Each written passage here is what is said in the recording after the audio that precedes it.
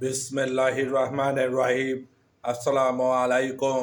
আজকে সূরা সাবার 22 নম্বর আয়াত নিয়ে আলোচনা করতে চাই।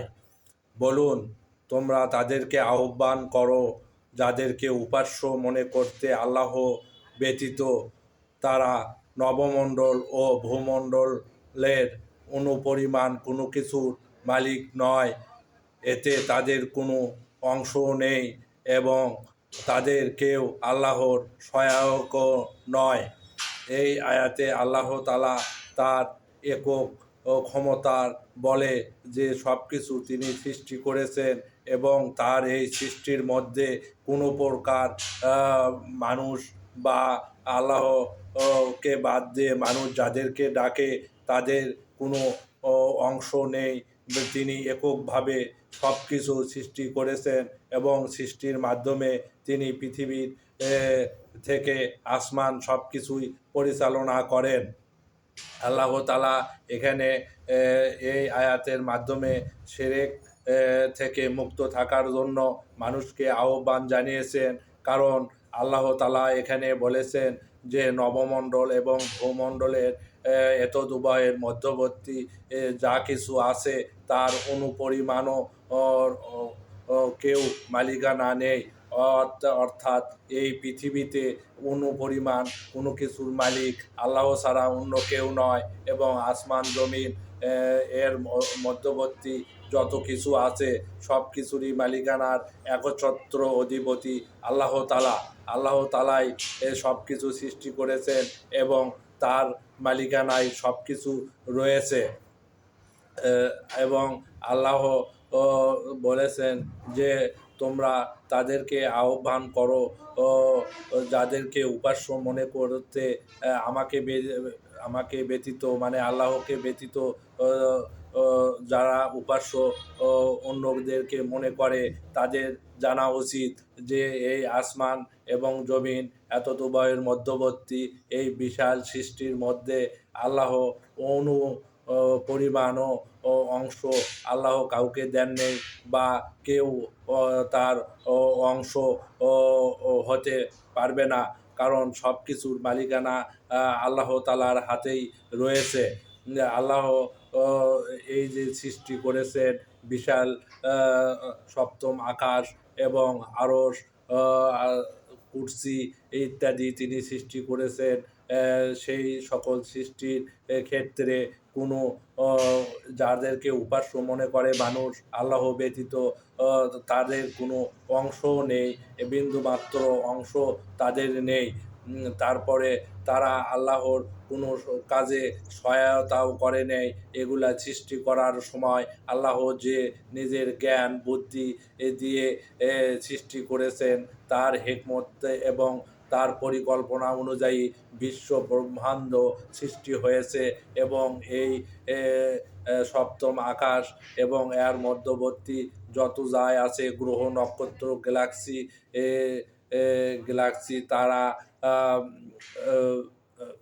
গ্রহ সব কিছুই আল্লাহ তাআলা সৃষ্টি করেছেন এবং এই সৃষ্টির মধ্যে তিনি কারো সাহায্য নেন নেই এবং নিজেই সব কিছু সৃষ্টি করেছেন। এই সৃষ্টির মাধ্যমে তিনি বুঝিয়ে দিয়েছেন যে তার কোনো সৃষ্টির মধ্যে আল্লাহ তাআলা অন্য কাউকে সহায়ক হিসাবে নেন নেই এবং তিনি যে সৃষ্টি করেছেন সেখানে তার কোনো সাহায্যের প্রয়োজন হয় না এবং তিনি কোনো কিছু সৃষ্টি করতে চাইলে শুধু এ কথাই বলেন যে হয়ে যাও, সঙ্গে সঙ্গে তা হয়ে যায়। আল্লাহ তাআলা মানুষের এই বিবেক বুদ্ধিকে কাজে লাগিয়ে তিনি মানুষকে বোঝাতে চেয়েছেন যে এই বিশ্ব ব্রহ্মাণ্ডে আল্লাহ ব্যতীত অন্য কেউ উপাস্য হওয়ার যোগ্য নয়, হুকুমদাতার যোগ্য নয়, বিধানদাতার যোগ্য নয় এবং কেউ আল্লাহর এই একচ্ছত্র অধিপতি হিসাবে সবাইকে আল্লাহকেই মেনে নিতে হবে।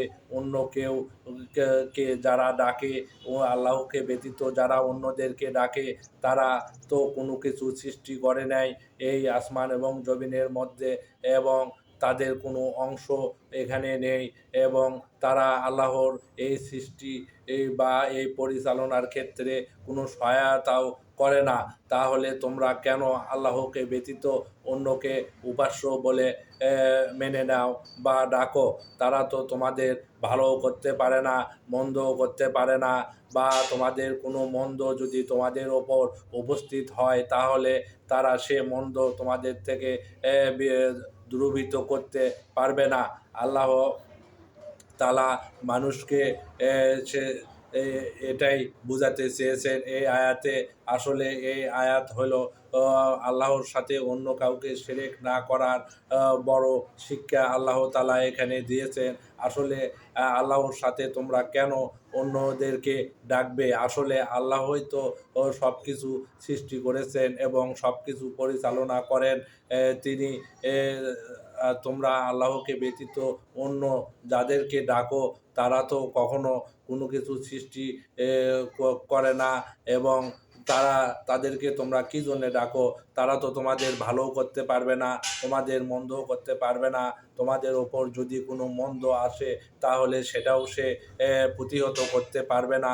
তাহলে তোমরা কেন আল্লাহকে বাদ দিয়ে অন্যকে ডাকো?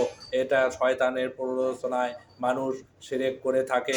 শিরক থেকে মুক্ত হওয়ার জন্য আল্লাহ তাআলা এই আয়াত নাজিল করেছেন, যাতে মানবজাতি শিরক মুক্ত থাকতে পারে এবং তিনি আল্লাহর হুকুম পালন করতে পারে। আল্লাহর হুকুম ব্যতীত কোনো কিছুই এই নবমণ্ডল এবং ভূমণ্ডলের মধ্যে ঘটে না। সব কিছুই আল্লাহ তাআলার নিয়মের মধ্যে দিয়েই অতিবাহিত হয়। আল্লাহ মানুষকে বোঝার জ্ঞান দান করুক যে তারা যেন আল্লাহকে বাদ দিয়ে অন্য কাউকে না ডাকে। অন্য কাউকে যদি তারা ডাকে তাহলে তারা কখনোই সফল কাম হতে পারবে না এবং তারা কোনোদিনও তাদের কাছ থেকে উপকার লাভ করতে পারবে না।